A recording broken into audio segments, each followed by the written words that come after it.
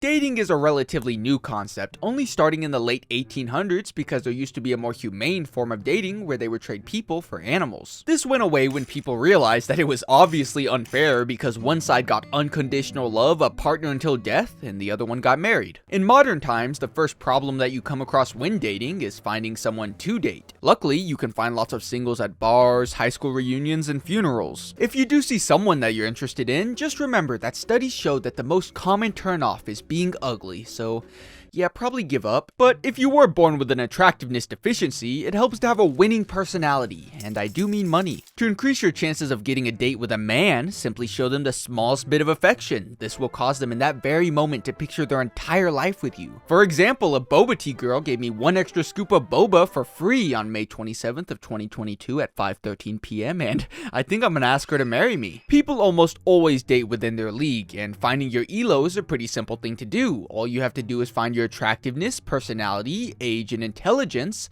then multiply by how many people have swiped right on you on Tinder. Now, it is possible to date someone out of your league by putting all your points into one skill. Pete Davidson, for example, put all of his points into humor, because if a girl is always laughing, then her eyes are never open. Now, me personally as a 6, I can only date other 6s or 8s that need glasses, but I am hoping to increase my ELO by being rich and famous.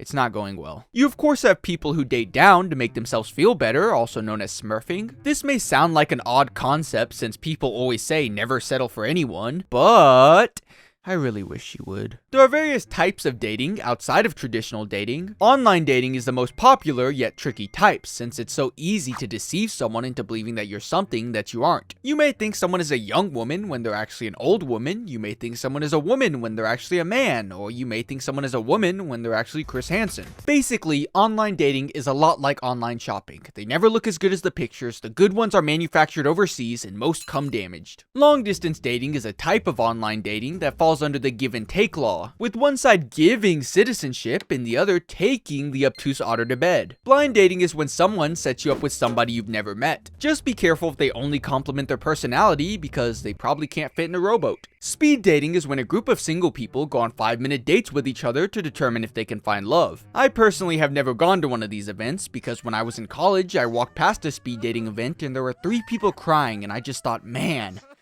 I wished I wasn't $20,000 in debt. Double dating is one of the biggest double-edged swords because you're in constant competition with the other person. If he pulls out her chair, you gotta pull out too. If he says she looks beautiful, you have to say something with more syllables. And if he kisses her, you gotta propose. When it comes to dates themselves, there are 7 stages. Stage 1, getting prepared. So yeah, basically wake up. Stage 2, hour of arrival. This is when you meet up, and although women used to get picked up from their houses, it turns out that a woman's biggest fear on a first date is that they're going out with a serial killer. Which is ironic because on average it takes her between 12 to 14 dates before she gives them her house keys, so she should probably be more concerned that he's a patient burglar. First impressions are everything, which is why traditionally you arrive with flowers, compliment their outfit, and open every door. But chivalry is dead and I don't like to go against the norms. Stage 3, organized activity. This is when you go on whatever event you previously planned. It's common on first dates to go somewhere that won't take up too much time just in case they're crazy, like a coffee shop or the bedroom. One of the great philosophical questions of our times is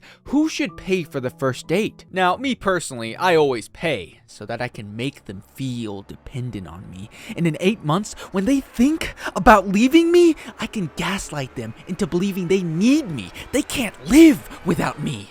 So yeah, paying is the courteous thing to do. Some other popular locations you can choose are a restaurant to see if they can use chopsticks, an arcade to show you can provide for the family, and if you don't want to talk to them, go to a movie theater. Stage 4, small talk. This takes place right after you realize that you were too busy showing off how good you were at Dance Dance Revolution to talk at all. My personal location of choice is Starbucks, since I probably forgot their name already, not that it helps. This is a good time to get to know the other person by asking generic questions like what their job is, where they went to school, do they got a loving father figure in their life? And people always say just be yourself, but yeah, probably not the best time to try to convert them. Stage 5, the end. The date has come to an end, which you can usually tell if they say something like their roommate's dog cat is trapped in a burning building. But you may be confused on how to end the date. Do you hug, kiss, a firm handshake? Just remember, the worst they can say is no, or a restraining order, so maybe just a brisk high five. While some people want to hook up on a first date, I personally hold out. After all, it's not polite to bother a sleeping person. Overall, it's just best to see what the other person is comfortable with. After all, true love is putting someone before yourself. Fucking Olaf. Stage 6, examine. This is a time to reflect on everything that went wrong on the date and the red flags that you noticed. She was late, a bit rude, and I'm pretty sure she threw a rock at that crying baby. But she was kinda hot though. Stage 7, decide on future plans. This is actually really easy to do. All you have to do is just combine all the stages and, oh. This will put you in a depressed state, leaving you wondering, what did I do wrong? Just about everything. But if you do have many successful dates, the time to pop the big question comes. Will you get a dog with me? In conclusion, 8 out of 10. But remember, the longer you spend dating someone, the less likely the marriage is to end in divorce. Because you're less likely to get married.